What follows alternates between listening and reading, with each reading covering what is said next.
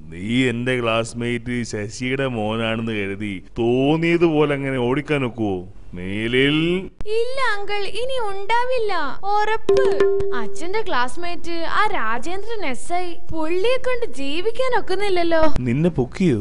പൊക്കി. എന്നോട് പറഞ്ഞു മേലിൽ കാർ ഓടിക്കരുതെന്ന്. അവനായതുകൊണ്ട് വിട്ടു. ഓരോരോ ഏടാവോടും ഒപ്പിക്കും. ഇനി മേലിൽ ആ കാറ് തൊട്ടു പോകരുത്. ഇന്നു മുതൽ കാറിന്റെ ഡോറിന്റെ മോള് കൈ വെച്ച. ഓ ശരി ശരി. എന്തൊരു ബോറടി. വിട്ടാലോ? എങ്ങോട്ട്? ഒന്ന് കാറിൽ റൗണ്ട് അടിച്ചാലോന്ന്. എടാ, പോലീസ് നിന്നെ പിന്നെയും പൊക്കും. ഒരു തവണ ചക്ക വീണ് മുയല് ചത്തെന്ന് കരുതി അച്ഛൻ കാറിന്റെ ഡോറിൽ കൈവച്ചാൽ എന്ന് പറഞ്ഞു ഭീഷണിപ്പെടുത്തിയില്ലേ? നമുക്ക് ഡിക്കി വഴി കേറാം, നീ വാ.